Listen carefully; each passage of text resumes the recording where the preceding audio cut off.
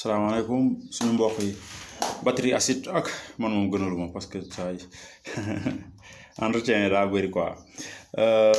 batterie acide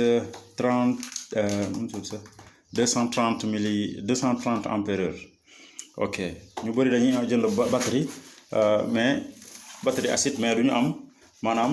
bouchon de contrôle bi maanaam bouchon de contrôle su ma ko waxee mooy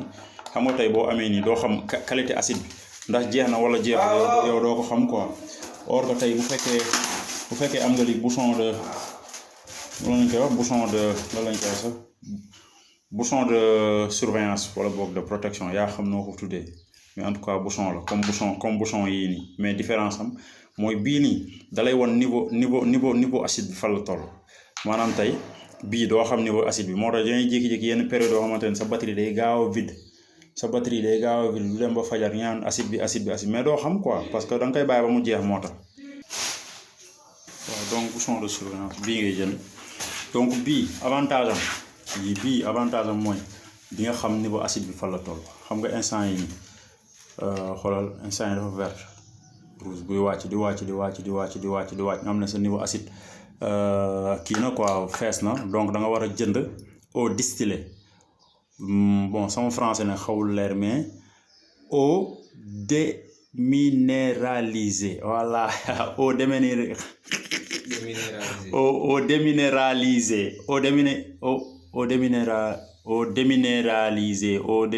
eau déminéralisée non français soof na ok boobu ngay jënd nga def nii maanaam eau distillée su lu gën a gàtt man eau distillée laay gën a jàpp moom mooy gën a kii donc eau distillée am na nu ñu koy defaree mais man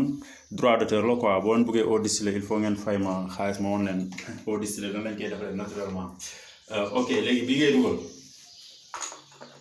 ok nii donc nii gis nañ suñu niveau acide fii la toll donc acide bi buy dem muy jeex di jeex bu demee ba ci rouge bi nga xam ne sax acide bi jeex na donc batterie bi mënatul am autonomie bu kawe autonomie bu yàgg donc léegi da nga ciy def eau distillée eau distillée ok wala eau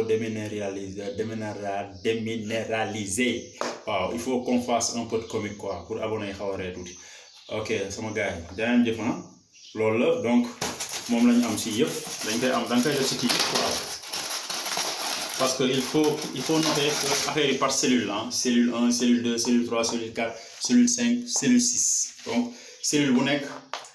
bokkul ak morom ji parce que cellule yi bokkul cellule bu nekk bokkul ak morom ja ok dama ko dëpp gis nga cellule bu nekk bokkul ak morom ja donc booy liggéey ci acide solal gant parce que man moom mooy loolu dama dëgër bopp mais da nga war a sol gant moom mooy gën waaw parce que loxo moom comme dafay dugg ci gémmiñ ak fu nekk donc mooy loolu donc moom la ñuy def ay boo amee góom ba laal acide bi subhanallah wallaay di nga am problème mus na ma dal ma am kii ma gaañu di laal kii sama góom bi jour boobu noonu ay mag buy jooy moom foo ko fekkee moom si ba naaru laay la ok sama gars yi tey vidéo boobu laa indi loon ci chaîne bi sama mbokk yi j'espère que yéen nga am jàmm jënd leen ko cherul ok bouchon yi muy àndal nii yii ngeen isolé ko denc leen ko ngeen def si yii voilà nga xam ne acide bi fu mu mun toll yéen di ngeen ko mën a xam yéen sax mu ngeen changer seen bopp mu ngeen sotti remplir ak eau distillée dafa am niveau tam boo xam ne doo ko weesoo ok yaa ngi def